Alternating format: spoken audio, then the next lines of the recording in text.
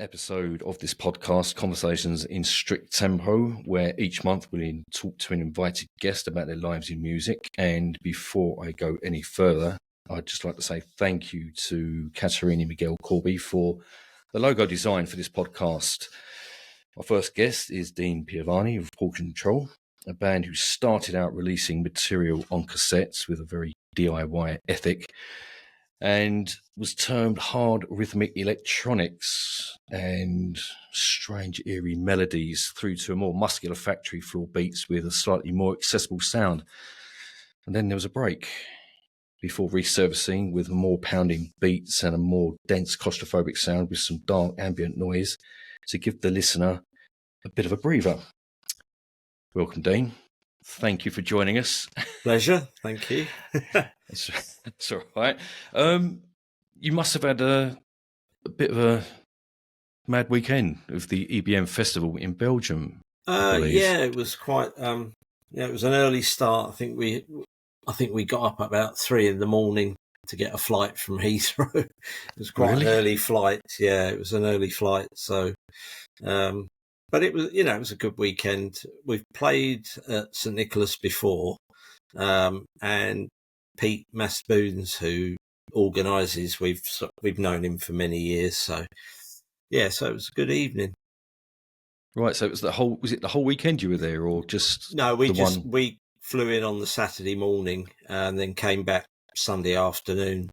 Right, so, is that how it usually works? I mean, is there any times where you might go like a day early and then have a cultural walk round, and or is it just go in, do the gig, and then?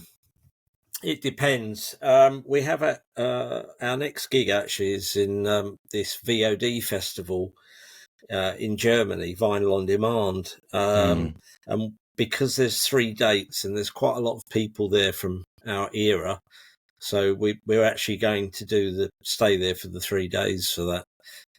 So that should be fun. It depends really. We may take an extra day to have a look round if it's somewhere that we've not been before, but a lot of the time we're just sort of in and out. Right, okay. And am I correct in you've got your first US tour coming up? Oh, no, we did that in... Oh, you've done that, sorry. Yeah, that was 2022. We did that. 22? So, yeah, that was, I think it was 22. Yeah, it was 2022, sort of September, October time. We did about 9 dates, I think. So sort of covered most of the big cities. Right, and obviously that was the first time in the States, yeah? Yeah, we've... in the past, we've had sort of odd offers and things, but they were sort of generally one-off bits and pieces. So you sort of think, well, it's a hell of a long way to go. But yeah, we managed to do, I think, like I say, 9 dates. Some of them on our own, some of them with Front 242. So that was good fun. Okay. Yeah. Is it? I mean, logistically wise, then, is it easier now with? I suppose. I mean, I don't know what equipment you would take now, but I suppose back in the day you would have been carrying tapes. Yeah, keyboards. It is easier now. We travel quite lightly, to be honest. A couple of laptops and a sort of small mixing desk. We're sort of fairly set to go. Yeah, back in the day we'd be carting a sort of reel-to-reel tape recorder and maybe a keyboard or 2 and things like that. And it was. I mean, we were never that. It was never that heavy with equipment because we didn't really have live drums or anything like that. No. So, yeah, certainly easier now. Do you prefer it now that way, or do you sort of miss the old equipment? Which I don't know. I mean, well, the old equipment did have a good feel to it, but certainly trying to get your head round, getting this thing, all the stuff linked up, it is easier now. Yeah, but I think it was either Peter Hook or Barney Sumner talking about when they played live with Blue Monday and Confusion. They said that it was the equipment had a mind of its own. It wouldn't do what they told it to do, and it would just go off on a tangent and just mess everything up. I mean, did you have anything like that happen at all on? I don't think we ever had any problems with audio from the audio. Well, not anything major that I can remember on the audio side. We've had sort of a few mishaps with the visuals over the years because we've always done the visuals as part of the show as well. But nothing really that disastrous, to be honest. And you were responsible for the visuals? Yeah, we do. Yeah. You know, we do everything ourselves. To be honest, we're completely DIY. Yeah. I meant you personally. Sorry. Yeah. Well, yeah. I mean, it's just probably the first time round. I used to do a lot of photography, and we had the slide projectors. I used to do all that.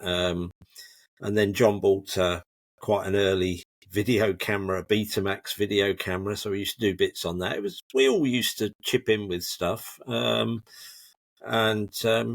now we just collect visual images and clips of film and then just amalgamate it all into the backdrop. It's pretty cool though. It's still DIY. I mean, it's Yeah, I mean, having sort of creative control over everything you do. Yeah, I mean, it's just the way we are. We quite like it. I mean, we have worked with people in the past, and we've worked with not so much since we've got back together, but in the early days, we did use some people, mainly on the sort of engineering, Right. not necessarily a lot on production. We would still do it ourselves, but we've worked with a few people. We worked with Youth from Killing Joke. Yeah. On one of the 12 inches, which we enjoyed. But we are fairly self-sufficient. We always have been. I just think it makes it more personal to us, really. Yeah. I mean, how did you get to Silex? I think that Illuminated, I mean, that was that looked like a pretty good setup, to be honest. I don't know. And how did you get onto that label? Because obviously you was it In Phase or Third Mind beforehand? Yeah, the very original label was called In Phase, which was sort of obviously an independent DIY.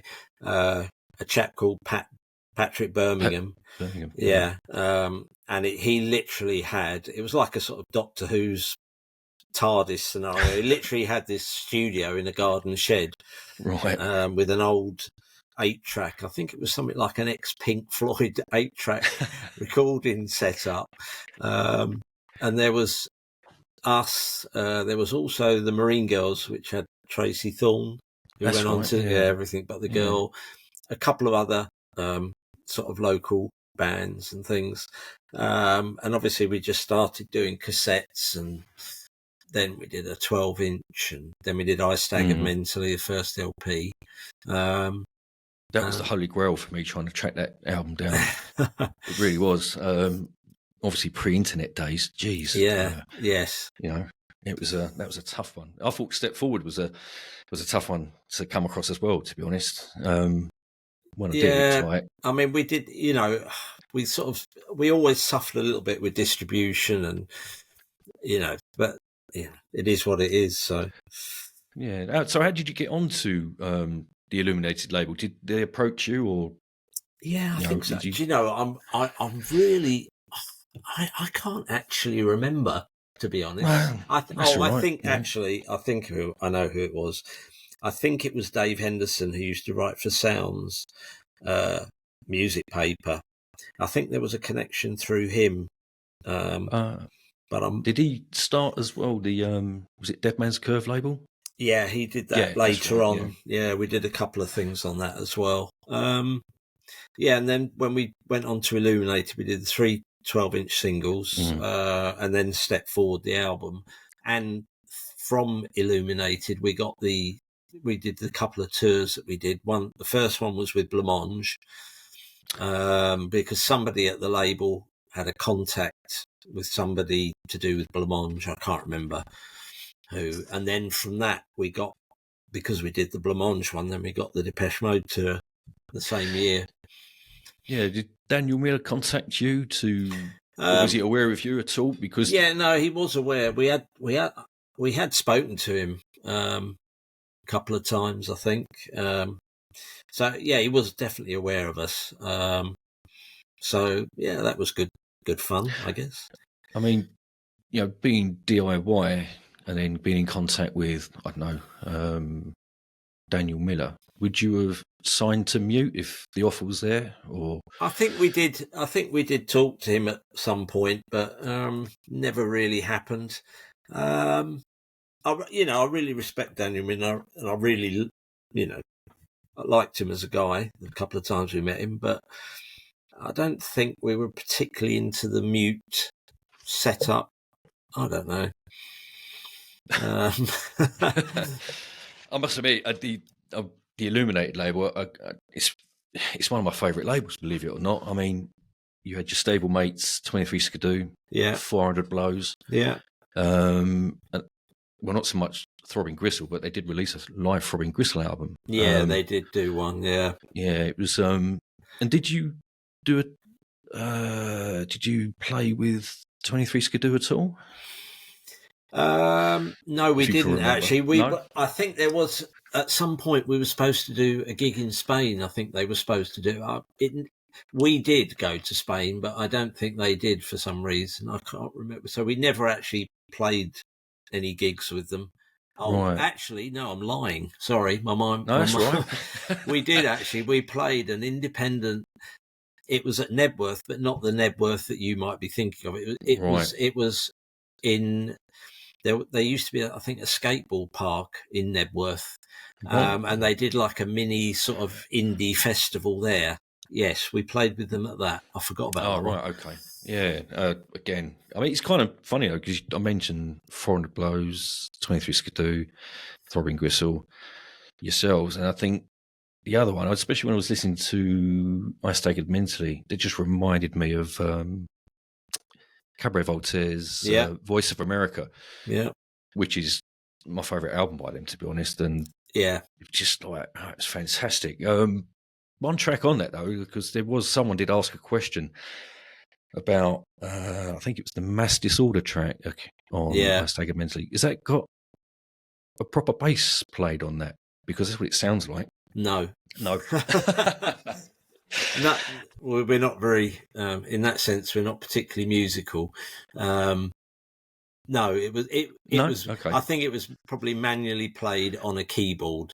It was Right. quite a simplistic bass. But for most of that LP, we bought the Roland 303 bass line, and we had the Roland Dramatics, the two machines, and we linked them up, and a hell of a lot of that album was done with using those. And then we had a couple of other synths. I think we had a Moog Rogue. We had that the Nat, which was a smaller version of the Wasp. Okay. They were lovely. I mean, they were completely nuts. They were, but you got some great screechy sounds out of it. That's pretty. Yeah, that's pretty cool. I mean, actually, I didn't even know you'd. Well, obviously, you would have played Spain and stuff, but there's I suppose what you can only call a bootleg live in Granada. Oh, that's right. Yeah. Yeah. It's funny because I actually live in the province of Granada, so right, it's all coming together. Yeah. Serendipity, whatever you call it. Yeah. No, that was we played in Granada and we played in Cordoba as well. I think we did spend about a week out there with the guys that organised the gigs, and it was a real fun time, I have to say. Yeah. Yeah. Yeah. Cordoba is supposed to be really nice. Yes. It's plonked straight in the middle, top of Andalusia, but almost middle Spain, but it's supposed to be lovely. Yeah, it's got a bit of history again, which we always quite like that. So I mean, with the music and the lyrics, I mean, do you sit down and go, this is the direction, or this is the topic of the album, or is it organic? Yeah, I think it's definitely organic. I'll tend to sit down and just write little bits, and then I'll kind of use them whenever to sort of formulate them into something a bit more cohesive. Right. I mean, do you have a particular message, or is it the message like sort of personal, but then the audience can interpret it? Yeah, it's not. Yeah.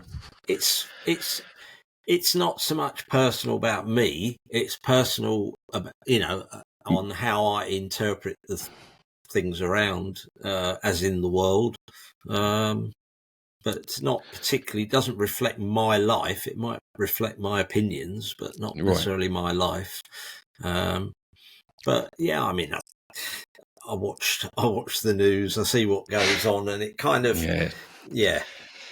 That's something I try not to do, to be honest. It's well, I'm not a news junkie, but it kind of, it does sort of spark emotions in me, certain things. Well, we won't go there. But they're not particularly. It's not that they're particularly specific, but something would inspire a sort of an emotion in me. Okay. And is there any other kind of elements that may come into play, like film or literature? Possibly. I mean, I do. I'm a bit of a film fanatic, to be honest. Film buff, should we say? I like a lot of old movies and all sorts, really. I read a bit. I think you just especially absorb it all. Yeah, as you grow older, you absorb a lot of things, don't you? And they kind of you certainly do. They hang around in your head with it, and it's not always a conscious thing. But no, okay. Favorite film?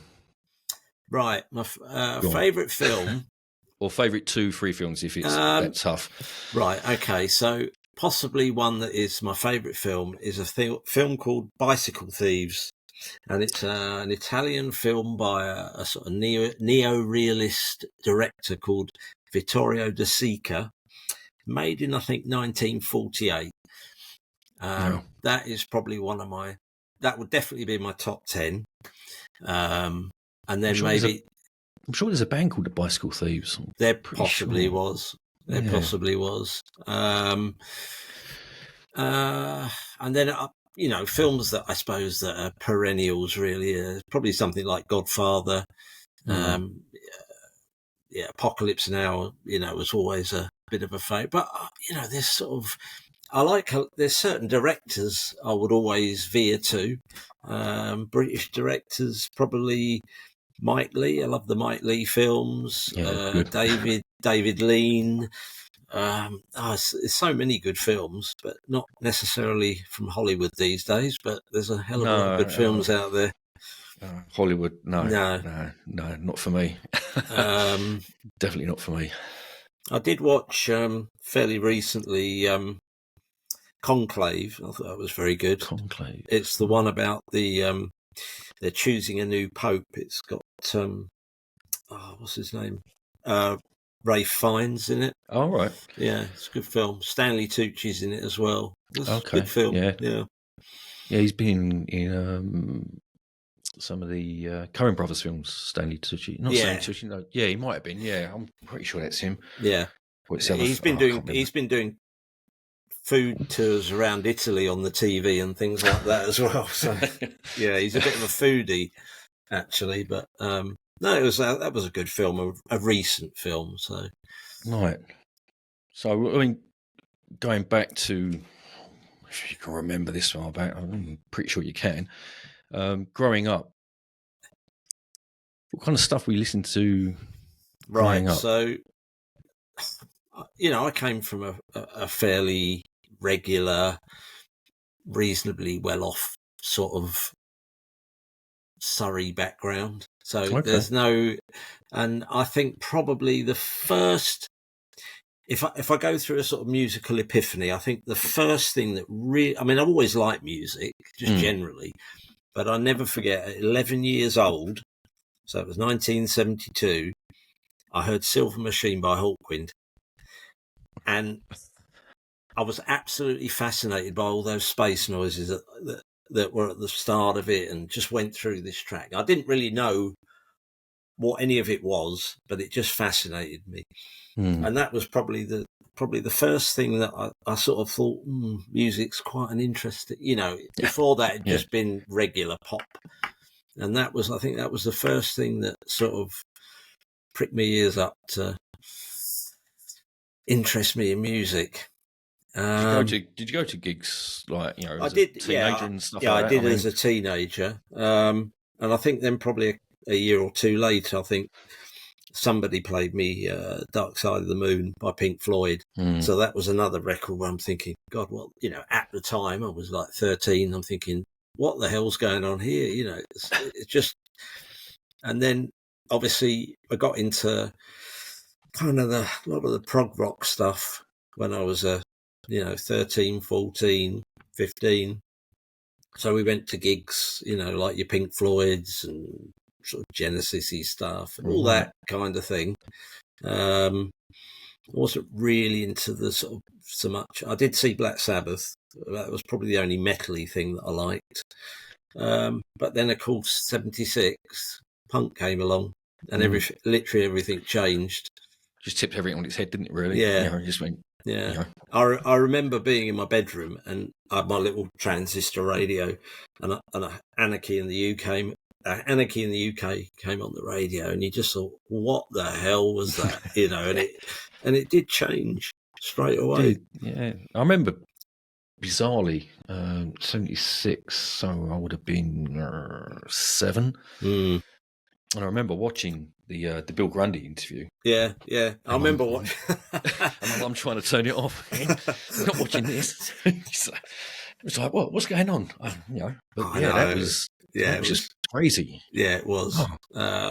But yeah, it was funny because I was still at school, and one minute we're kind of walking around in flared trousers and slightly longer hair, and the next minute you're trying to get straight trousers and small knots on your tie, and you're putting a safety pin on your blazer, and it just completely changed.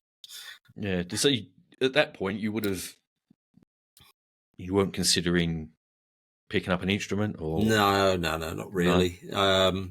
Did you have like a path that you thought you were just, you know, you was going to go to school and then go on to further education? And yeah, I knew I was going to go to, well, I didn't know exactly what I wanted to do, but I think, I always liked the idea of going to college as opposed to sixth form, which is what I did. And that's obviously where I met John and Ian, the other original member. And then really from then on, John was a year older, or he is a year older than me. So I think he was a little bit ahead with the music, and he would bring records in. And I remember he bought the first Cabaret Voltaire EP in, and that was another record where I thought, what the hell is going on here? You know. And which one was that? It was their first EP. It had 4 tracks. They had that do the Mussolini head kick set up. I think one of them was I can't remember. One was a Velvet Underground cover or something. Oh, okay. But it had 4 tracks on this single, so that was, we heard Cabaret Voltaire early on, and I got into all that, definitely. Yeah, that's fantastic. I think the first thing I bought by them was the Crackdown, which was released on Some Bizarre. Yeah. I thought, I've got to go back and find out. And then I thought, wow, this stuff is just absolutely brilliant. Was it Seconds Too Late, stuff like that? The great singles, and those, I love the first 3 albums, definitely, and we did see them live as well quite early on. I loved. I mean, as much as I sort of loved some of the punk, but it was quite fleeting, and there were some great punk bands that I liked, but I sort of kind of got tired with it quite quickly. And it was that next wave that came along with all, like your Cabaret Voltaires. There was the other band that myself and John absolutely loved, or still do, is the Pop Group. Oh, okay. I remember that first LP. I kept going into the record because John said, "Oh, you got to check this out. Got to check this out." And I kept going into the record shop, when you could go and listen to a record. And I listened to it about 4 times, and I just couldn't make out really what was going on. And in the end, I just bought it and I played it a couple of times, and that was it. And I just thought, this is, it's one of my favourite LPs, to be honest. Really? Wow. Yeah, John, and for John as well. We have quite similar tastes actually in What music. about Ian as well? Did he? I mean, because obviously he's the same age as you. Yeah, And, he was the I mean, same age. He was the same age as me. Yeah, he was at. He was into the music as well. He probably Right. wasn't quite as mad about it as myself and John, but he was into the music as well. Trying to think what other bands like Wire. That was another big fans of Wire. And then a lot of these other little sort of like there was a band called Eyeless in Gaza. Do you remember them? Yes, I do. Yeah, the first album, loved that. Matt Johnson, he did an album called Burning Blue Soul. That's before right. Yeah. the commercial period, which I still love that album now. Yeah. So I mean, he's still doing stuff as well. I mean, his brother, film director, Jared. I love his films, and I was sitting there watching. I thought Jared Johnson. Then I could hear the soundtrack, and I thought it sounds like Matt Johnson. Yeah, he's done all his. It just seemed like that sort of period of sort of very early 80s. It was, there was so much interesting stuff coming out, and it was kind of born out of punk, wasn't it? It was, yeah. I think as well, there's like you were saying, that some of that punk stuff, and it reminds me of, I think, something that Janis Piorich said, that punk was still just traditional sort of like rock and roll, blues and all the rest of it, and we want to sort of like tear that down and create something different, which I think was quite right, to be honest. And then I listened to Wire, and it doesn't sound anything like standard kind of rock and roll, rhythm and blues. It didn't sound like, it didn't even seem like punk as well, but it just seemed something just completely different. But yeah, I mean, they were a bit more sort of, should we say, art house punks, weren't they? They were, I think, or art school punks, or whatever you want to call it. But the first LP was great, that Pink Flag, but there was all these loads of short tracks, but then obviously they expanded a bit more as they went along. But yeah, I thought some very good, interesting stuff when they signed to Mute, to be honest. I thought some of that stuff was pretty good. Yeah. More sort of electronic, I suppose, to a degree. A little bit. I mean, I liked some of the sort of side projects they did, like Dome and stuff like that. It was a bit more experimental, but it just seemed a very fertile period. I mean, they're still knocking around. They are still going. Pretty sure, it's a pretty good career. So it just felt a really healthy time for music. Did you?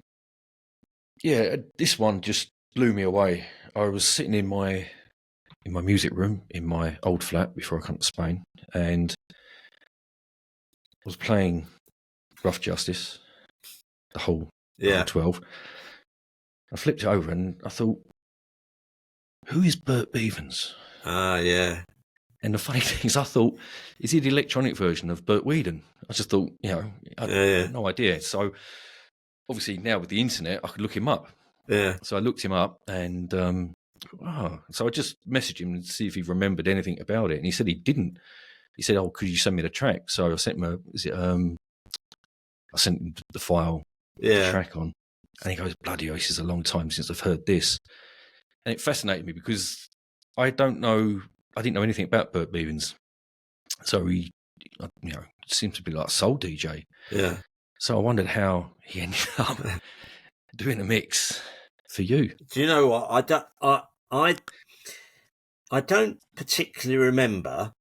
Or I think quite possibly that it was somebody at Illuminated, that more a case that he wanted to do a bit more on sort of mixing, production. Right. I don't know, really. It was a bit of an odd one, to be honest. We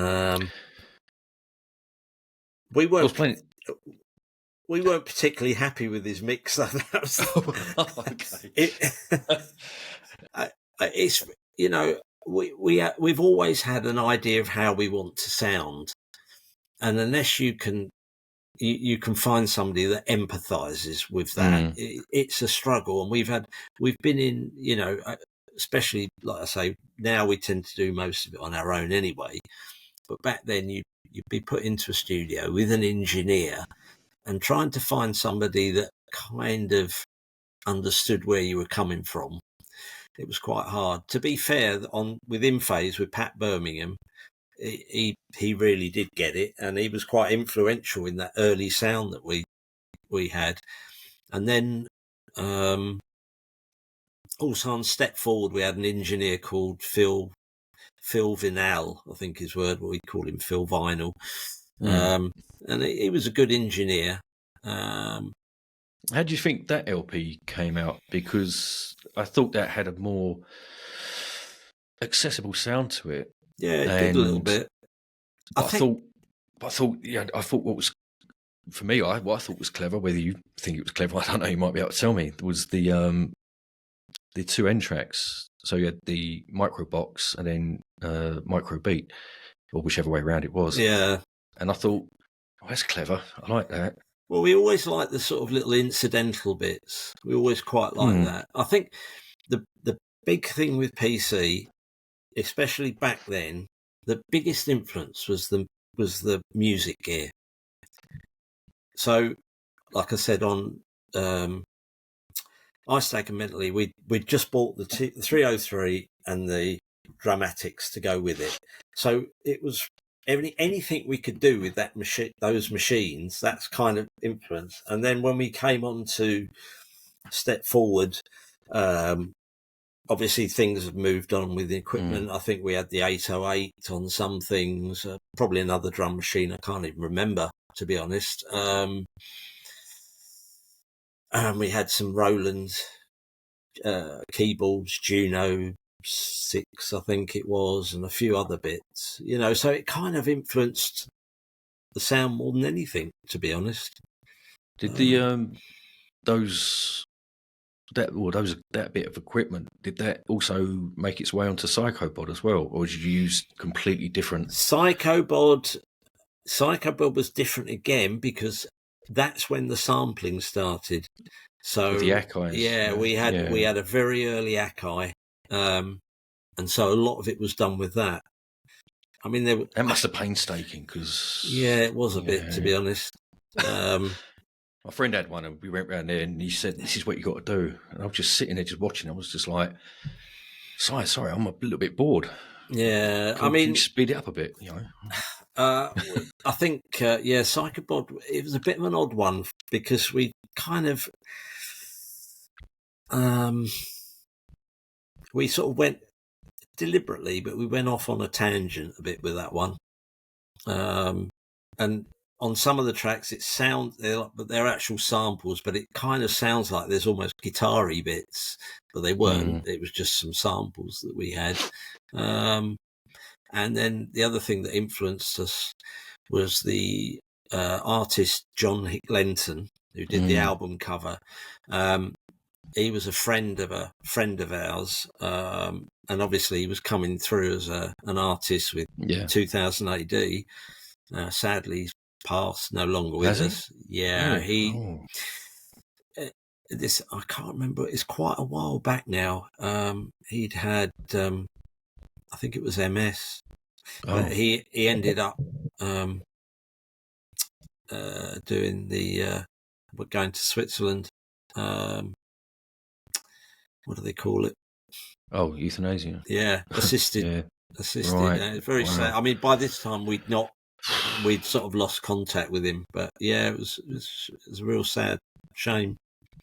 But we were sort of influenced, because at the time we were very much into our comics as well. That was a big thing, that sort of period in the 80s, when it seemed like a golden period for British comics, especially, sort of writers like Alan Moore and all that sort of thing. We were into that as well. So that was a bit of an influence as well.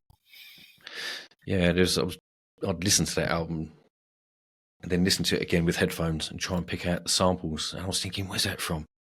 Blade Runner. Yes. Yeah, there was the one. I'll tell you about my mother. Yeah, there was a couple. There was something from Blade, but there was a couple from a really cheesy sci-fi, because obviously back then as well, it was the sort of age of the video rental shops, wasn't it? So we'd go in there and we'd find the most ridiculous looking video we could to watch. But there was this cheesy sci-fi thing. It was called something like Ice Pirates. That sounds awful, Dean. Yeah, it was awful. But obviously we just, just for the fun of it, we picked off some voices from that, I think. It's quite funny, really, because my son does exactly the same thing with his work colleagues. They've got a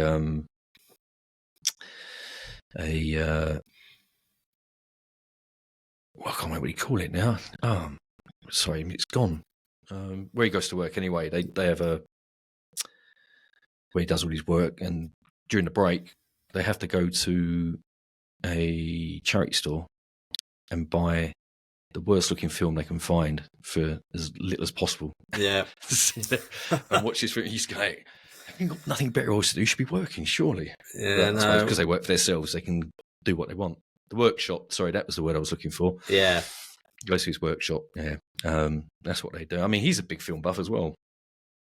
Big film buff. But, yeah, I mean, I was looking on Discogs as well, because I was just looking for any other info that I didn't even know about PC. And I was looking on Dead Man's Curve, and it said that the DMC 019 was supposed to be an untitled portion control follow-up to Psycho Bod. Was any truth in that at all? Was anything recorded? Not that I know of. No? Okay. Not that I can remember, to be honest. I'm not sure. I don't even remember anything about that particularly. I'll ask John when I see him. Is there anything sort of like in sort of up to Psychobot going back? Is there anything that you thought could have been better, and you didn't? Well, I you don't really like it, sort of thing. I mean, I think you could pick holes in anything, really. If you did it now, you might approach it slightly different. But it's it's a product of its time, isn't it? It is what it is, and we just move on. So you wouldn't think of or consider going back and going, you know what? Let's just do the whole thing again and see what we can come up with. We've done obviously we've done odd old tracks for live, but because of obviously the equipment that was used, and we don't have the master tapes or anything, so what we've done is kind of rewritten them. Not many. We've done chewed bits. We've done a version of that which we use for live sometimes. Was it Reese Forber or he did a we did a rewrite of Refugee. Oh, Refugee. Right, yeah. Okay. But then that's probably the one actually more recently that we do use. We've done a completely new version ourselves. And we did it actually last weekend, Refugee. Right. So we done that one. We have done in the past a few others, but you end up sort of trying to rewrite these tracks from scratch, and you sort of tend to think, I think I'll just try something. I'll just go on to something new. It's easier. I mean, with Duty to Bits, that was probably the first thing I heard, and that was on the Elephant Table. That's right. Yeah, I think it was the first track, actually, wasn't it? And it was like, geez. And then my friends went to see you supporting Blancmange at the Hammersmith Palais. Oh, right. Yeah. I think what was that? Was that 84? Yeah, it was 84. 84, sort of. Right. Yeah, my dad wouldn't let me go to gigs, and the friends that went, I'd only just met them as well. They were like school friends, but I was a year younger. Or actually, no, they were 2 to 3, and even 4 years older than me. And they were quite taken with your TV sets and the images that were being shown. Yeah. It's funny because Blancmange was fine, because Blancmange, Hammersmith Palais, it didn't have like an age restriction. So I can't remember. I think we had a few slightly more adult images going on. I think that's what they were taken with. Yeah. They could hear you and the music, and they were just sort of staring at the screen. Yeah, I think and then when we went, then a few months later, we went on the Depeche Mode tour. and being obviously they had a real sort of teeny bopper kind of audience, and I didn't realise there were these sort of like very young, like 14, 12, I don't know, whatever they were, and yeah, we had a little problems. We had a few problems because somebody had made some complaints that their daughter had been distressed distressed, by some of the imagery. And we did actually get a visit from, I think it was in Nottingham. I think the what was called then the Vice Squad turned up. Vice Squad. Yeah. Wow. and they had a look through. Fortunately, I think some of the slightly stronger images we managed to whip out before they got to have a look, and they were fine. So we just had to leave those ones out. Right. And that was a nationwide tour then? Yeah, it was a nationwide. Right. I think we it culminated at 4 nights at Hammersmith Odeon. Brilliant. Yeah, which was interesting. I like Depeche Mode, but they weren't the kind of band that I would have gone and seen, to be honest. So again, I missed you guys. I mean, they were nice guys, but I'm not really a fan. I've never have been, or I don't think any of us have, to be honest. But it was quite funny at the time. I think they were doing their Some Great Reward album. Oh, right. Okay. Yeah. And it's where they'd started to sample stuff. And so they were sort of using more metallic sounds. And it was like, obviously coming through the sort of industrial thing that we'd seen with bands like your sort of Test Department, SPK, doing the real thing, shall we say. That's right, yeah. And then you see Depeche Mode sort of like, I think they had a couple of little, I think they had like a little mallet thing, but it had like a soft cloth on it, so it didn't make too much of a, and you just thought, oh, really? But, no. It is what it is. I mean, with regards to those other bands that you mentioned, Test Department and all that, were you holed up in London at all at that point, or were you? We were, yeah. I mean, there was a period that sort of early to mid 80s, all around sort of South London. There was quite a little cluster of bands. We were in Kennington. Just round the corner was Graham from SPK. SPK. They were just round the corner. Brian Lusmald was just round the corner as well. And then New Cross, there was Test Department. Nocturnal Emissions, they were just round the corner. And then, who else did we have? There were a few others. Right. It's just, for some reason, there was all this little cluster around this sort of South London part. Yeah, and I don't know why. It just seemed it wasn't it just was a coincidence, really, I guess. So after Psychobot, that was it. You seemed to be just went off the radar. It's like I don't remember anything being released after that, to be honest. We did Great Divide. Yeah. Yeah.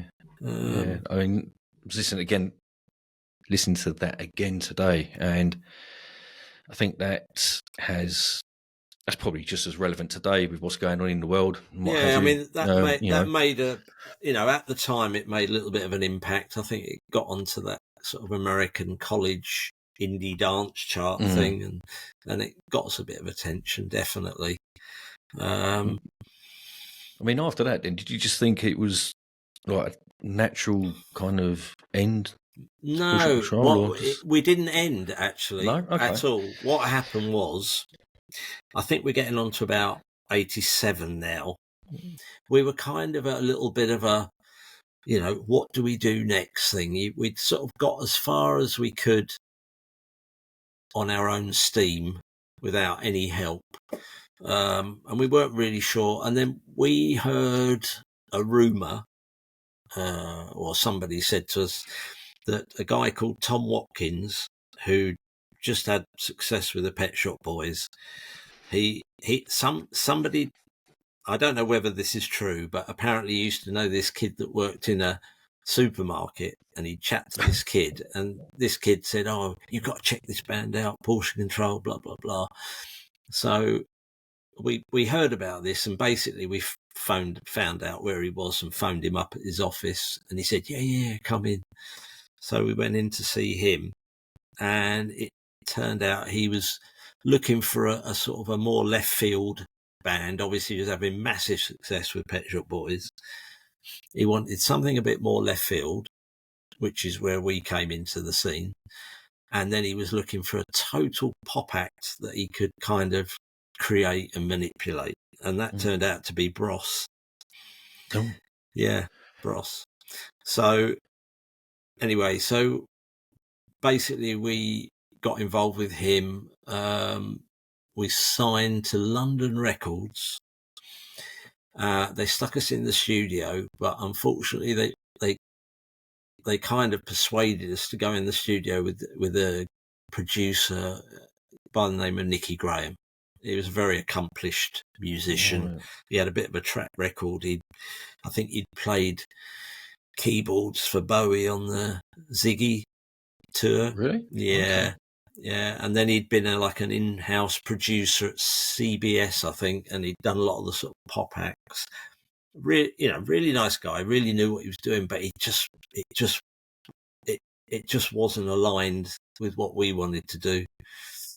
So there was a little bit of a friction there.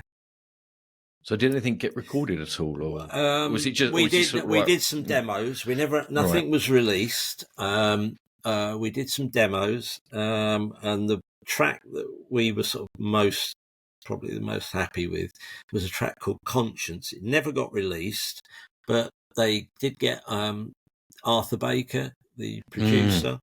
He did a remix of it, which we really liked actually, but it just never got released. And funnily enough, a couple of years ago, I got a message on Instagram, and it was from Arthur Baker, and he'd said he'd been through his boxes of cassettes and he'd found a copy of this remix. Yeah.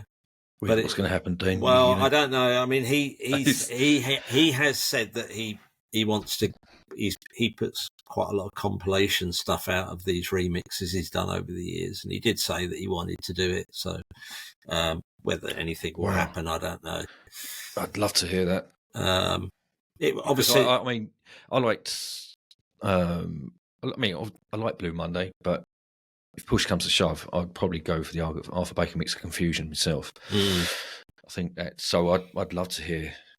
The thing is with Blue Monday, I think we've all heard it so often. I mean, when it came out, it once again it was that point when it sort of changed things a bit, because it was. I mean, you can pick up probably any compilation that says hits of the 80s, and that's going to be on there. Yeah, and it's almost like we've just heard it too much, unfortunately. Yeah, definitely. I mean, I would like to hear that Arthur Baker mix. To be honest, that would be something. I mean, that was going to be one of my questions anyway. How did Arthur Baker get involved? I think they just somebody at the record company. I think he was over here. I think he was doing a remix from who was it? Is it Living in a Box? Was there a band called Living in a Box? I think that they were on London Records as well. I don't know. So they got him to do a remix of this track, and it was, it's probably the best thing that we did while we were involved with London Records. But nothing in the end. They were and ahhing about everything, and it just kind of all went dead. Right. And then we ended up coming out of the contract with them, and then Tom was trying to get other major labels interested, but by this time we were getting a little bit disillusioned, to be honest. And in the end, it kind of just all fizzled out. Is that where then Solar Enemy come into? Yeah, because we couldn't really release anything, and we just wanted to do something. And then we did a couple of things, Solar under the name of Solar Enemy. But in all honesty, although the three of us, we never had any problems between the three of us, but we were, our interest was waning a little bit at this point.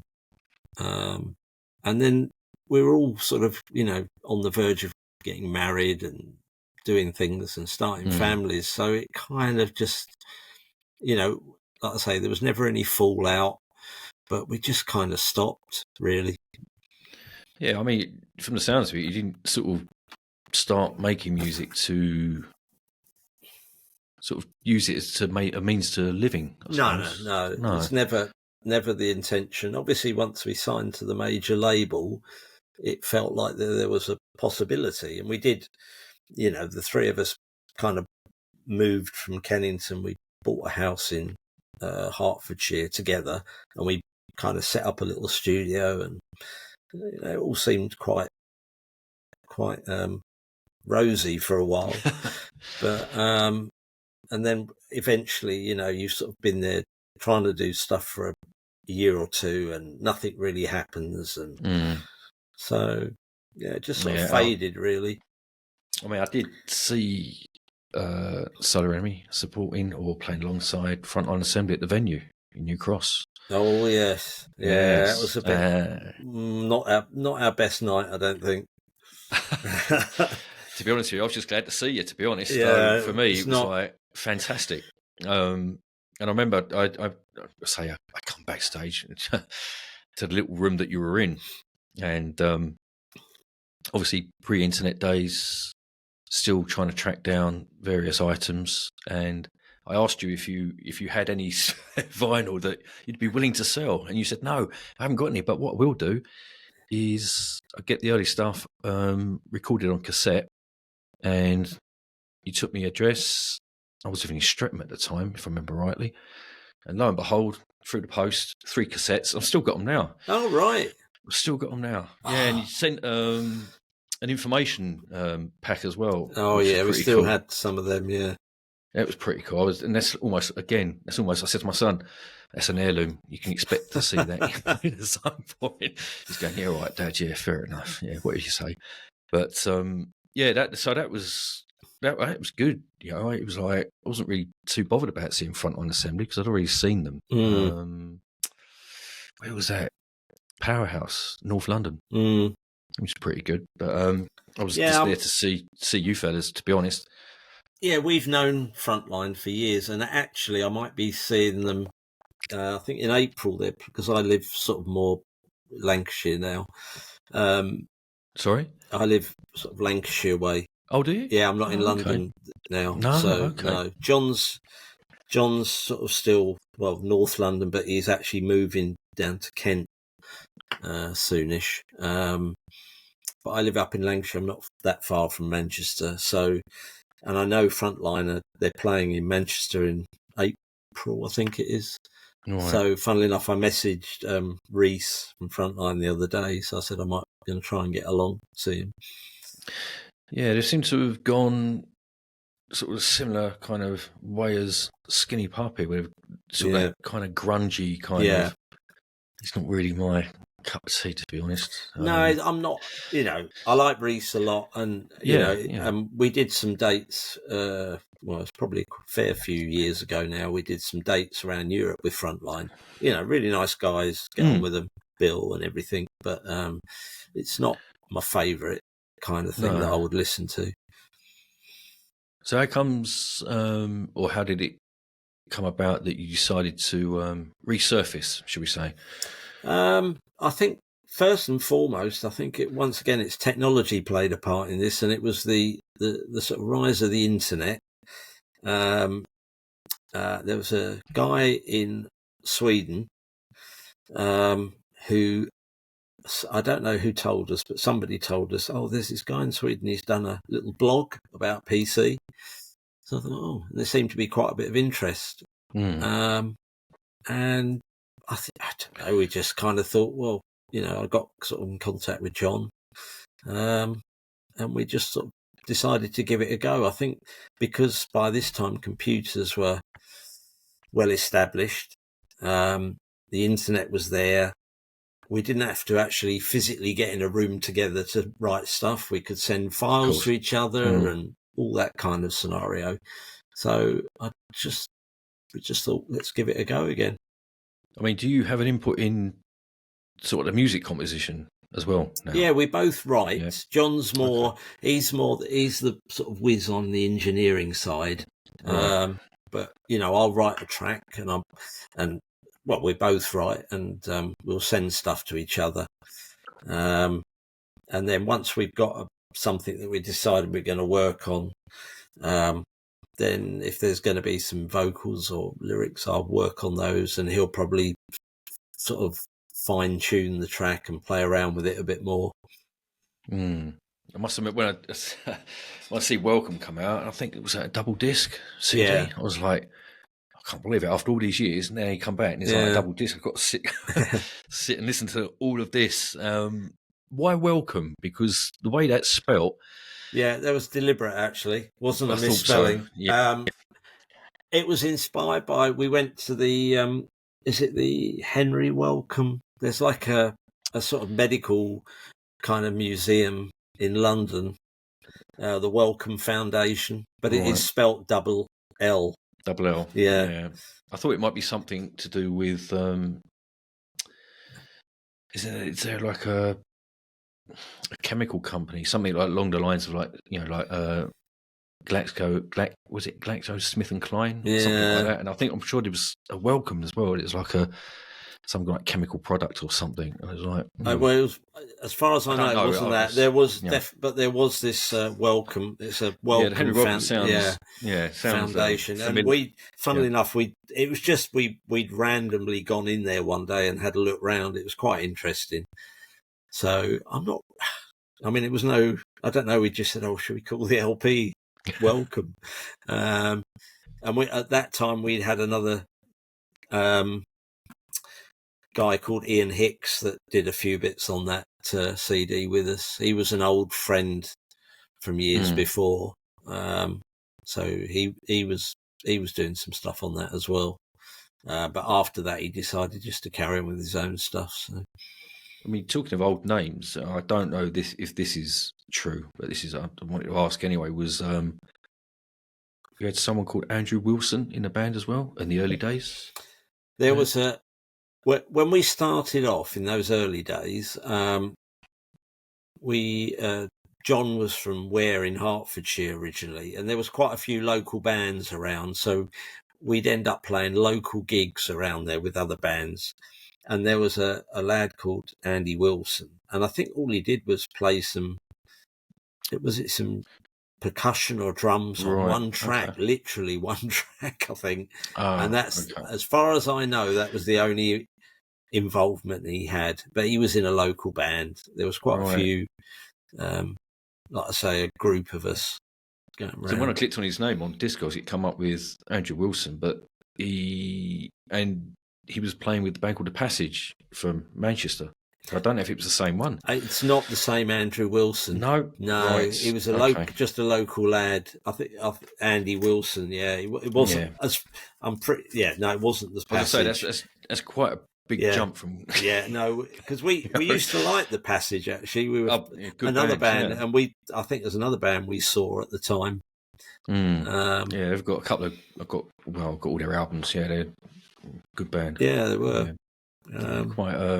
Quite vocal in their, shall I say, political stance or worldview stance. Yeah, certain things that were going on at the time. Yeah, no, they were good. Good band. I think he's a lecturer. Is it Dick Witts or Richard Witts? Yeah, I think he's a lecturer at a college now or something. Yeah, he used to do something with what's the name of the Tony Wilson music program? Because I think he did guitar music or something like that. He was involved in one of the music programs. Yeah, it's pretty cool. So then after Welcome, then we just got a slew of releases. It's just like it's almost like an avalanche. Yeah, we did. It's like wow, pretty good. There was one that I don't know, might have been a bit. What's the word? What do you call it? Oh God, it's just that word's just gone. Oh, it doesn't matter. But the CD, it says, you can only play it once, and then dissolve. Yeah, it was being naive there and believing it. So it was like a time code thing that was. I don't really understand the technology of it all, but it had like a limited shelf life because of the time code. Right. Okay. I think I've only played it a couple of times. have to go through it and see if it still works. Yeah, it may well do. It was just kind of like a little idea and a gimmick thing at the time.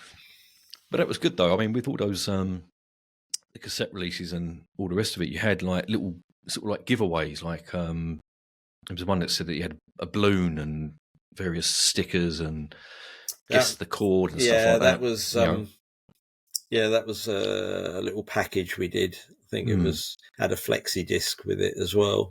That's right. Yeah. I know. I'm trying to track those down, but they're quite hard to find. They are very hard to find.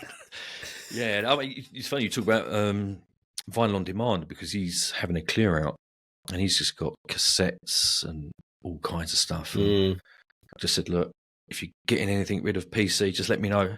I'll be there. Yeah. It's first come, first serve. I've still got this. I've still got one of all the vinyl LPs, and I've still got one. But a lot of the stuff, we have a guy in Sweden called Jens, a good friend of ours, and he sort of collected the memorabilia over the years.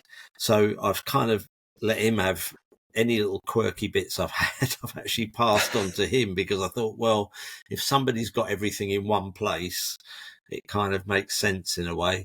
And he's actually planning on doing a kind of a self-publishing thing, doing like a PC book, right, with a history of PC. So we're helping him out with that at the moment. So brilliant. There's, I mean, do you ever go on YouTube and look, put in portion control and see anything that comes up?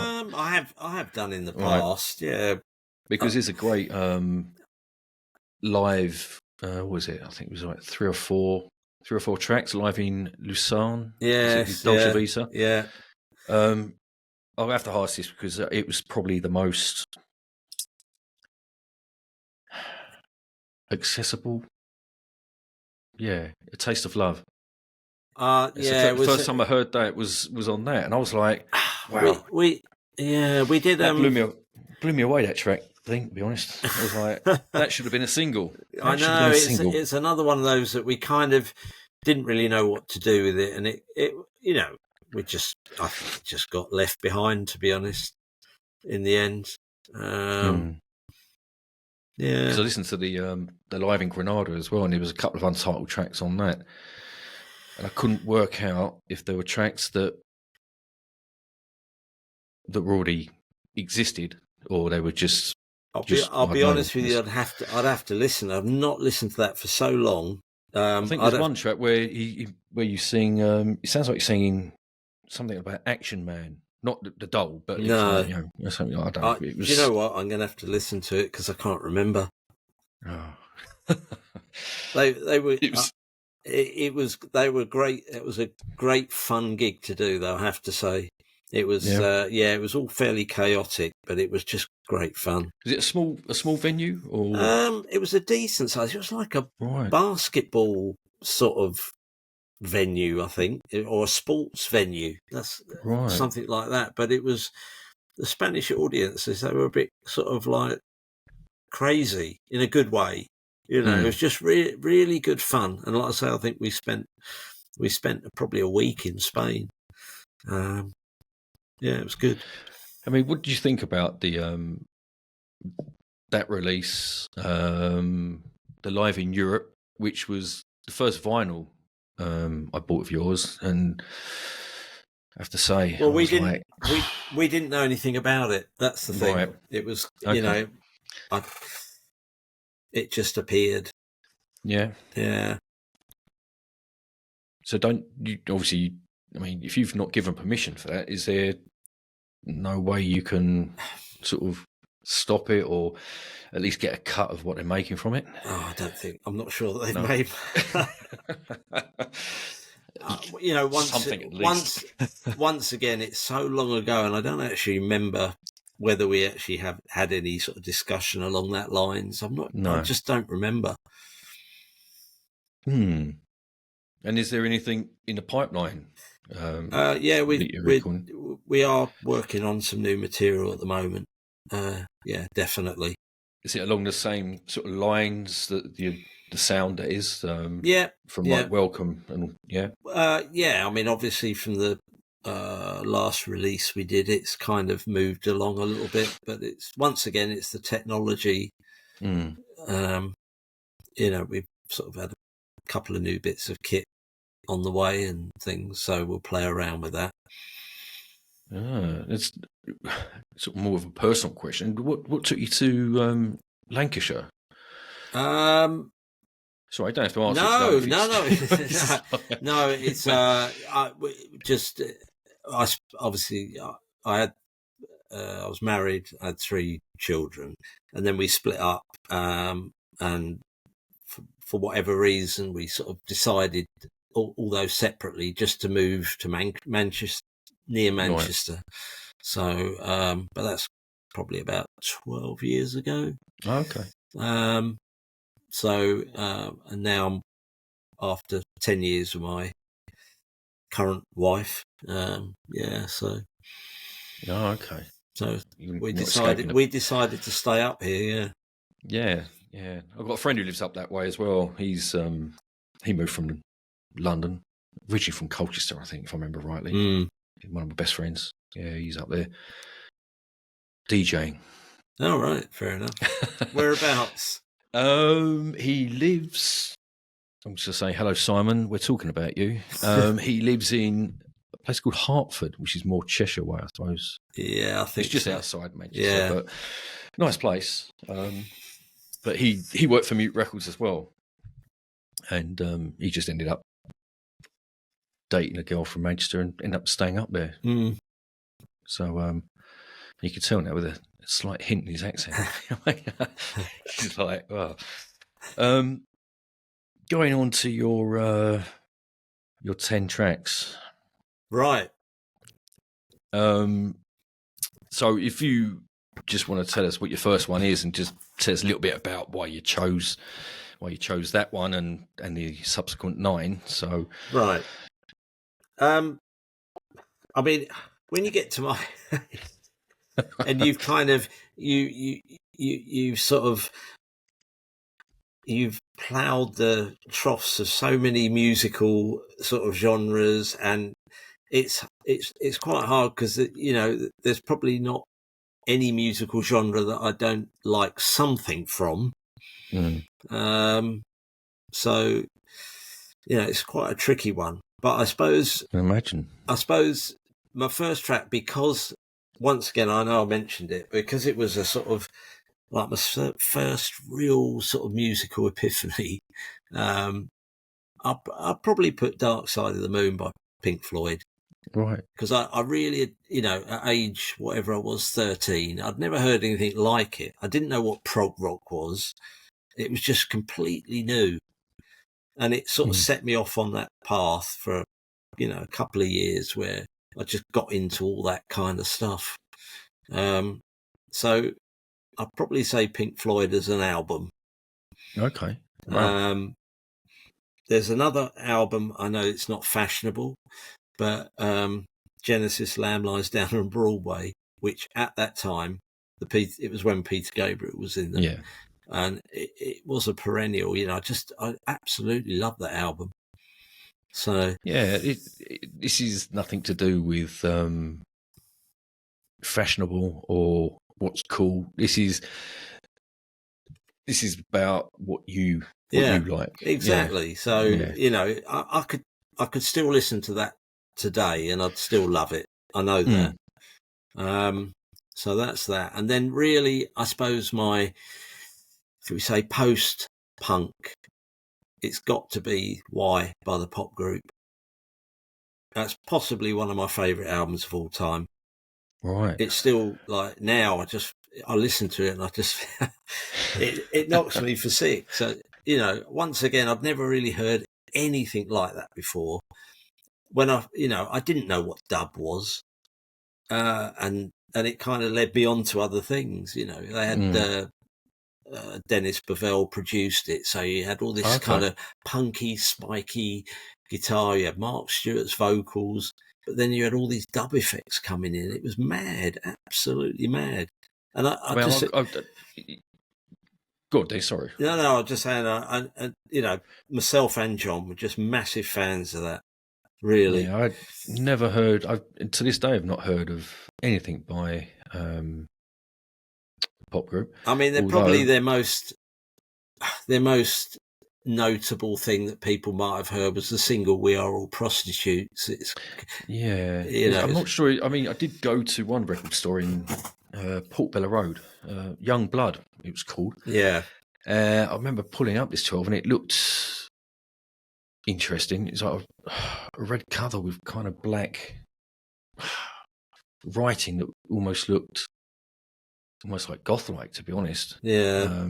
But I didn't know anything about it, and I still don't. But I got into Mark Stewart stuff when he was on Mute, that kind of stuff. Well, once again, that was a sort of trigger point listening to the pop group, because then consequently, like I say, I was a big fan of Mark Stewart. Sad loss, really. And then there was some of these other sort of projects that were associated with that on New Sound, On New like Sound, the Tackhead.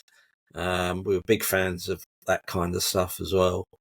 I mean, I was a big fan. I still am a big fan of Dub Syndicate and African Head Charge. Exactly. Yeah, brilliant. Yeah, love that some album. of the sounds. Yeah, that's actually what got me into dub, was listening to African Head Charge, which was, I thought, if all dub and reggae sounds like that, it's a winner. Well, like I say, the pop group kind of got me onto that, and then through that, then like you say, I got onto the On You Sound stuff. Dub City. There was New Age Steppers as well. I loved their LP that they did.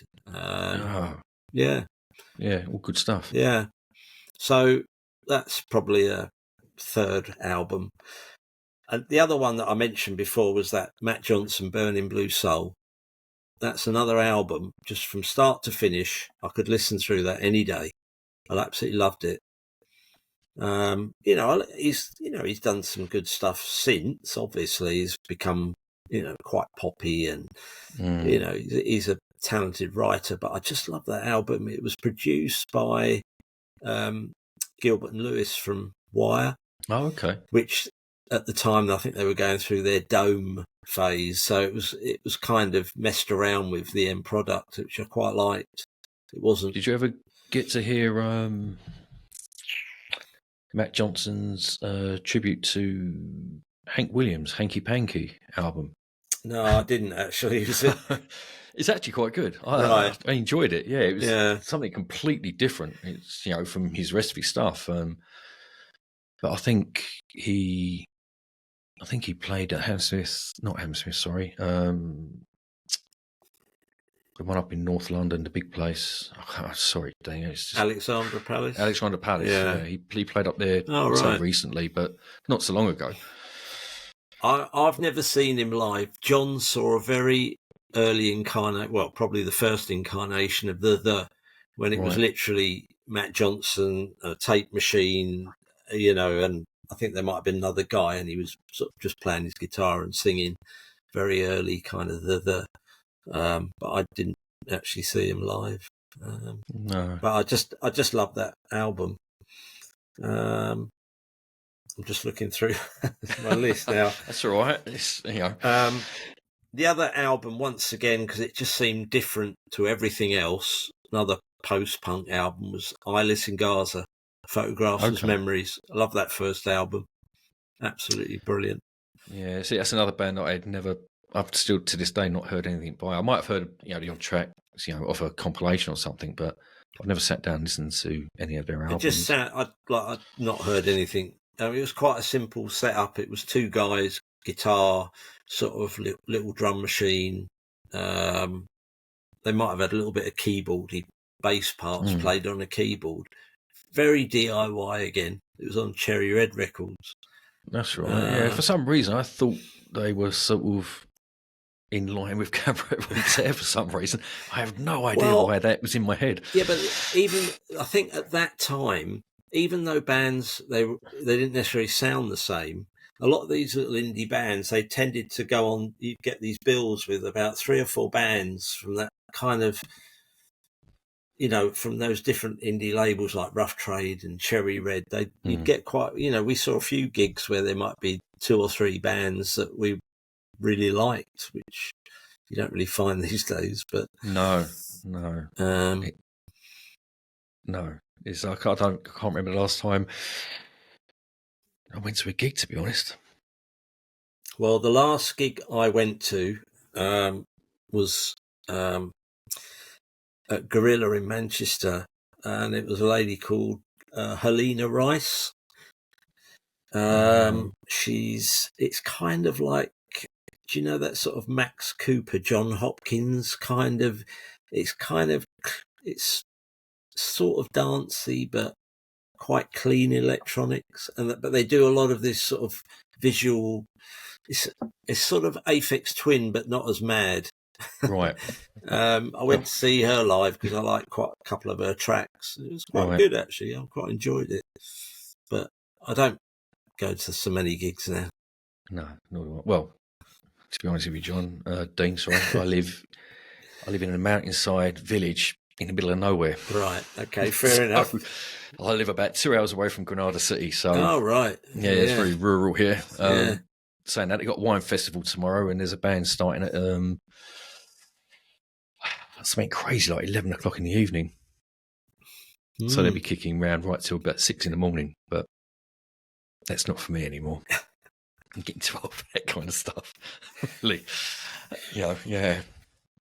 Right, so what's next on your next your list? There's two actually, probably.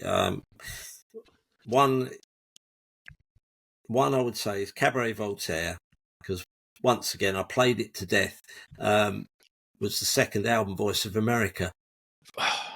I had I think it was that period when I got my Walkman, and I used to just listen to that thing walk around with that on my Walkman all the time. I absolutely love that. I mean, I love the first LP as well, but I just, for some reason, I seem to play the second one. Yeah, it's just a killer album. Yeah, every track is just, it's just brilliant. I love it. Excellent. Yeah, and then the other one is a pure industrial album. I mean, a big fan of Throbbing Gristle. Absolutely love Throbbing Gristle, and myself and Jumbo, it's like they're the band. They absolutely nailed it in their whole approach to what they did, the way they documented everything, and I don't think anyone's even come close in that respect. But from a musical point of view, the industrial album that I absolutely love is SPK Leish and Schrei.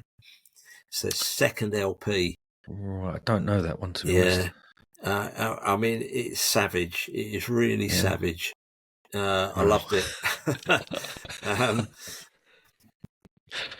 So I'll have to have a look at that one. Yeah, SPK Leish and Schrei. It's at the time. Do you still listen to that now? I mean, it's not that I particularly listen to it. I would listen to it, and it's not that I wouldn't. But I think out of all those early industrial, what I would call proper industrial albums, not the American reinterpretation of industrial music, or Depeche Mode, Some Great Reward. Yeah, exactly. That is probably, from a, dare I say, musical point of view, that's my favourite album.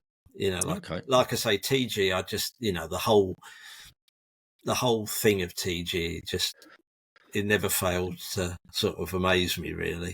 No, did you read Cozy's book by any chance? I have actually, yes. Yeah, it's quite interesting. Very interesting, yeah. You wonder, people's points of view, and you think,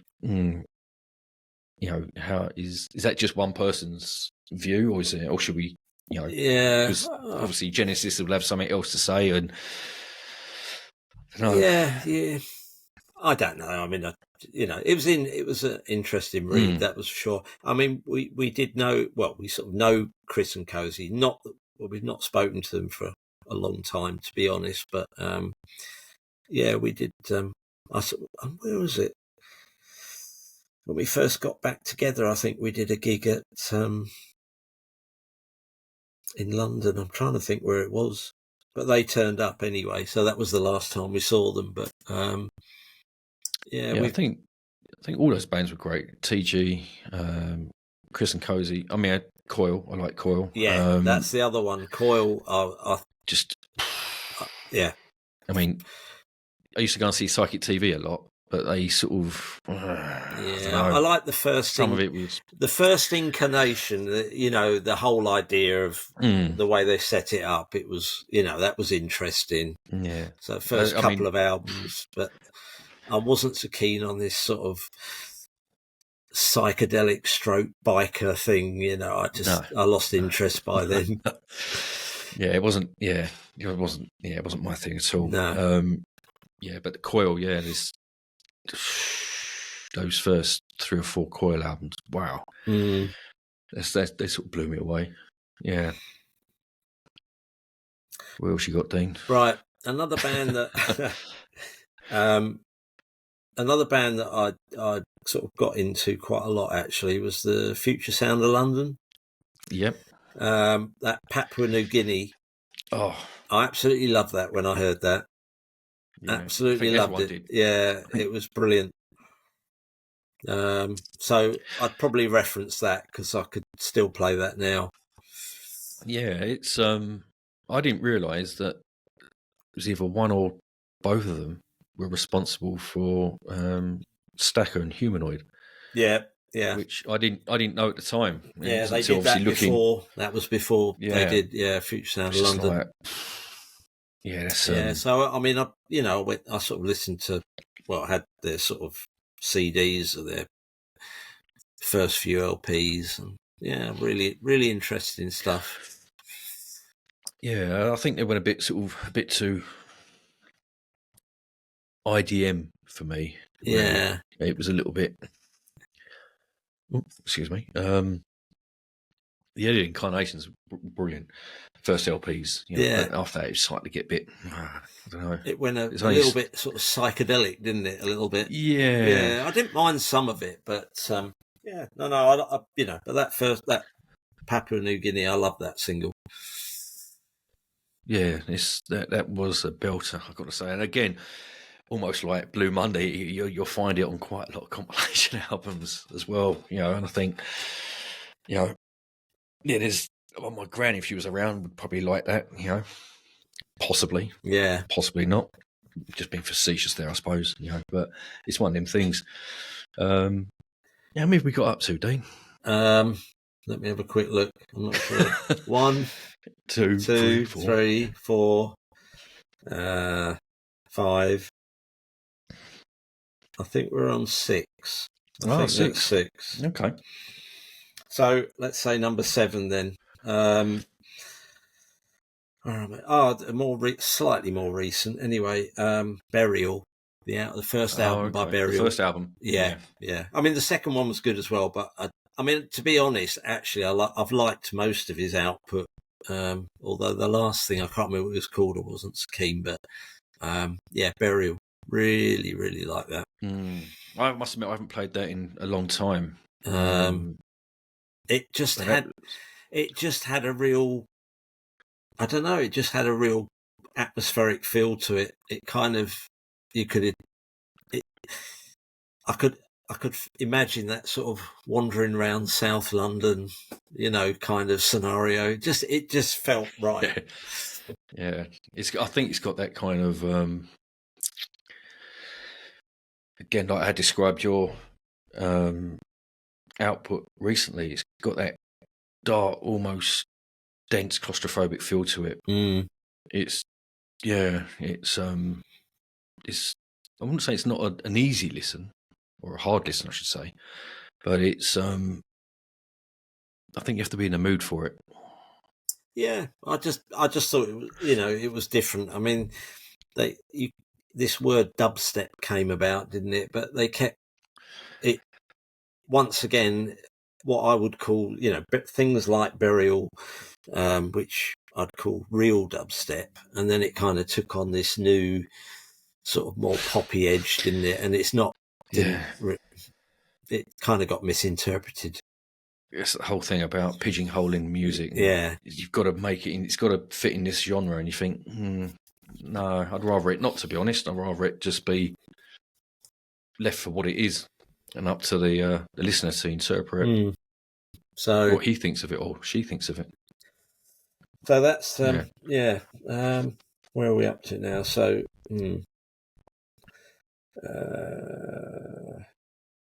there's one I've missed off actually. This is an album. Actually, another one I did play it to death. Actually, was the first Susie and the Banshees album, Scream. Scream. Oh, belter. I It's an absolute I belter. had a cassette when I when I first had my first car, little Mini, and you had those little crappy cassette players in them. But I had a cassette, and on one side it had Susie and the Banshees Scream, and on the other side it had various other female sort of punky bands. So there was like the Slits, Fatal Microbes, was it, and just generally sort of girl. Oh, there was a band called Sick Things, which had this. I don't know them. Yeah, they were quite an obscure punk band, but they had a track called "Kids on the Street," and it was so fast. And I remember driving around in my Mini playing this thing. But yeah, Susie and the Banshees, Scream. Love that album. Really Yeah, that did. is a good album. Yeah. Actually, I thought that was the second album. I thought Join Hands was the first album because John Hurt's was the second album. Yeah, That was all right as well, but I don't know. I couldn't really get on with it. I thought it wasn't as good as the first one, no. No, and that's what I thought. I thought, oh, that must be the first album. Yeah. But as it works out, no. But then they, went on a subsequent run of 3 very good albums. I mean, I like Kaleidoscope because it's just completely different. Yeah, it's not. Yeah, it's not. I mean, they did actually. I like them because they did actually progress to try and do new things, didn't they? But yeah, I think they're more than just a punk or a goth band. To be honest, I think they lost their way a bit in the 90s, but I don't know. Sort of music for was it Batman or something, or something like that. It was just like it was a bit. I don't know, lost its edge, should we say? Yeah, but yeah, Scream, brilliant. Another track I've picked out. I'd not played it for a while, but I played it the other day, and I just thought I forgot how good it was. Actually, it was a track by Man Parrish called Hip Hop Bebop, 12-inch, and it was that sort of kind of body popping thing. But it just sounds. I just loved it. Absolutely loved it. Was your body popping at the time, Dean? Not really, no. But it just it just sounded so punchy, and obviously it didn't really have any vocals on it apart from those sort of shouts and things. And it was just. I just loved it, and then like I say, I played it the other day for the first time in ages, and it just sounds just brilliant still. Yeah, I haven't heard that for a while, to be honest. It's not obviously it wouldn't be like a contract I'd go to, but yeah, it's one that I haven't heard for a long time. No, so and then I mean, trying to find current stuff. I sort of struggle with a bit lately. I must admit, I've not found a lot that I've got into. You know what it's like. You have a look on YouTube, don't you? And you sort of things come up. Oh, check that out. There was quite a good band I discovered the other day. I think they're Irish, called Chalk. Don't know if you heard of them. No, they're quite interesting. Some of their stuff. Yeah, but I think I'm like yourself as well. Though I struggle with new music. Yeah, to be honest, I'm still listening to a lot of old stuff that I don't know about. So like pop group, for instance. I'd recommend that. It's not. I mean, like I say, it took me a few listens before it clicked, but it's for me, I absolutely love it. And like I say, I was a big fan of Mark Stewart, to be honest. I mean, I did read an interview with John, and he was saying that Portion Control's music is not only to be played loud, but it's got to be played on a good sound system. And I thought, oh, okay, I wonder if I've got a good sound system. This is going to come out. I mean, when you listen to music, how do you listen to it? Do you stream, or do you listen to physical? I don't stream. I mean, I suppose at home, do I listen to music at home? Not so much. Occasionally I'll have a blast through and just listen to different things. I tend to listen in the car. I'll put stuff on a USB stick or whatever and play stuff in the car, and it can be anything. If I'm listening to music at home, it's probably stuff that we're actually doing, writing or whatever. So, I mean, obviously, I take it you've got a day job. So when you do PC stuff, I mean, do you set aside a specific amount of time or a specific day? I mean, the thing, this is the beauty of technology, isn't it? I mean, I've got a little setup, but I can literally turn it on, do 10 minutes, or I could do a couple of hours, but, do a little bit, Right. Save it. Okay.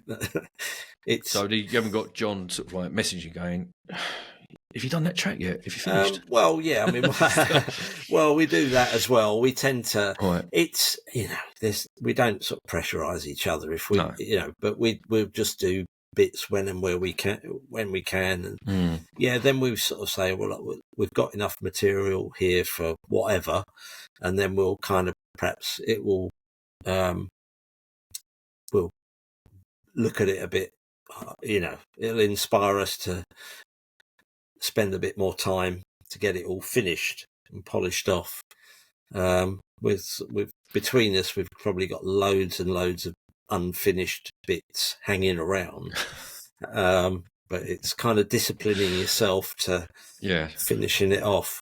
But we will do this year, definitely.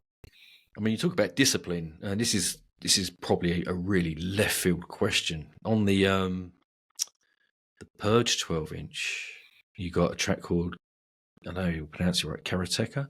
I think we pronounced it Karateka. Karateka, okay. Or it might be Karateka, I can't remember. It's right.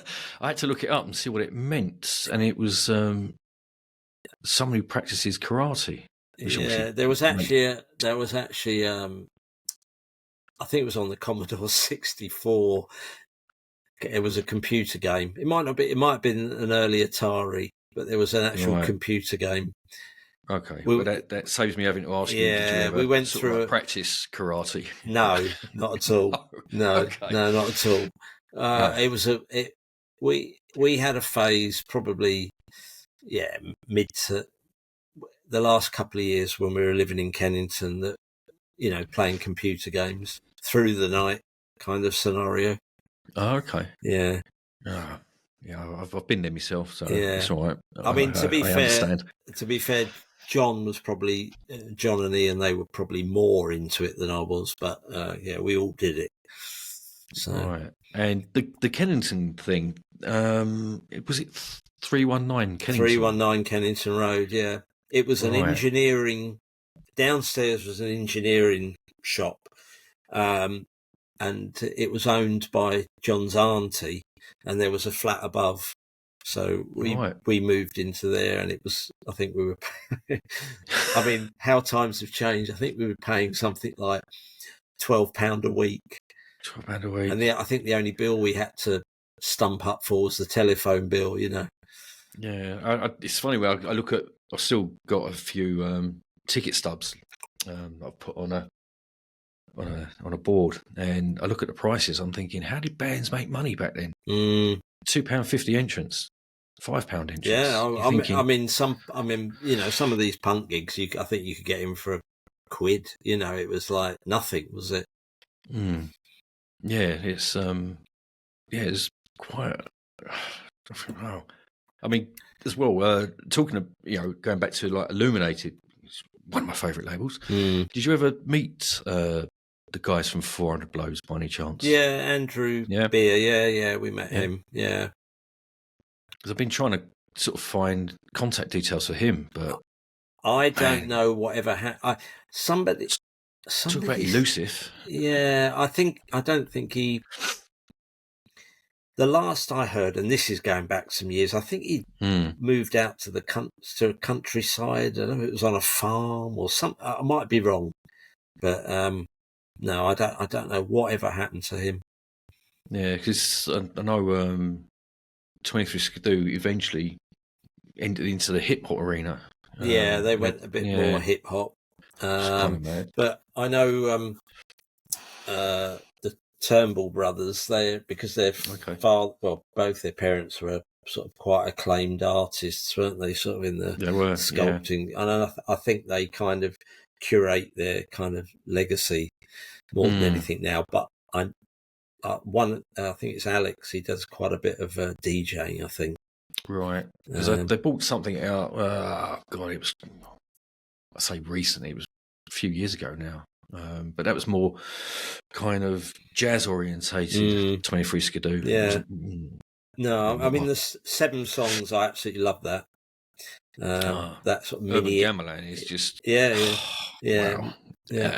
Anything off that is just fantastic. And like I said, there was like a whole load of bands on that label that I just thought fantastic. When we played with them at Nebworth, they were going through that Urban Gamelan sort of phase. They were good. I really like them. Yeah, because they ended up with the bass player from Lynx playing for them as well. Yeah. Which is pretty cool. It's like you go from Lynx to 23 Skidoo. Sort of going opposite directions, I think. But that was that label. I was obsessed with it. Obsessed, trying to collect everything on it. Not everything on it was good. No. Mind you, but it was an interesting label. Yeah, there was was it Data? Data, yeah. And it was George Kajanis, I think his name. Is how you pronounce it, yeah. I'm not sure, but he was from that band. He was the main guy, and there was a band in the 70s called Sailor, like a pop band. That's right, yeah. That was him. Yeah. I mean, the first thing I bought by them was I was living in California, LA. Bought it on tape, and like you, I just continued played it until I wore it out. I think I still might have the tape, to be honest, but yeah, I don't have a tape player anymore. But no, neither do I. It's like, that was great times. Dean, I think we may have come to the end. Right, okay, that's great. Look through my notes and go, yep. I think I've covered. Well, I think you've covered what I wanted to ask anyway. So that was pretty cool. Great. It's been fun. I really appreciate it, to be honest. It's your time. No, I'm been very honestly, happy to. I do wonder at times because people, I've done. This is going to be the first one. I did an interview last week, and it was the same thing, just sort of bouncing around. It was really cool. But I said, like, I've been trying to get older people, and either I can't get into contact with them because there's no contact details, or it's just radio silence. So it's really, really appreciate that yourself pleasure. And anyone else that comes on just wants to talk. I just want it to be sort of more kind of personal and not sort of go into. Because I've read some of the interviews John had done, and a bit technical. I don't know what he's talking about. It was like, right, he's very technically minded. He loves reading a manual. Does he? Yeah. I mean, if I have straight out the box and plug it in. Yeah, I tried to. Yeah. Yeah. I'm not so keen on all that. But. Well, that's great, Dean. I really appreciate your time. Thank you. And I just hope that there's going to be something I can listen to, something new. We definitely this year. And the book as well, yeah. I mean, like I say, Jens, it's a chap called Jens Larsen. We've been friends with him for many years. I mean, I don't know how long it will take him to do it because it's going to be a labour of love, but of course we're sort of helping him. We've sort of been giving him some info and stuff. So yeah. There was something else I was going to ask you, funny enough, about that. And it's gone, absolutely gone. Oh, it doesn't matter. Okay, no worries. You can always email me later. Yeah. I mean, we have to. I'll probably sort of like edit these last couple of minutes out. Yeah, of course. But I'm just trying to keep it as raw and as how it is without too much sort of like tinkering. Hopefully, people would be interested and want to take a listen. To be honest. We'll see. We'll see. Dean, thank you very much. Thank you, Jason. It's been a pleasure. An absolute pleasure. No, it's been honestly. Great. I'm glad that you wanted to talk and you could remember sort of certain things. Well, I'll try as best as I can. Yeah. It's like, So Dean, once again, thank you very much. Yeah, thank you. If you don't mind just leaving your browser open just for a couple of minutes, just because when it's uploading, it's got to reach 99 to 100 before it that's stops. fine. And, is that all right? Yeah. Thank you very much, one, Jason. Dean. Nice one, mate. We'll stay in contact. Yes, hope so, mate. Yeah. If I think of anything or whatever, I'll let you know. Great. Nice Take care. Cheers, Dean. Thanks Take care, a lot. mate. Have a good weekend. And you. Bye. Nice one. See you, mate.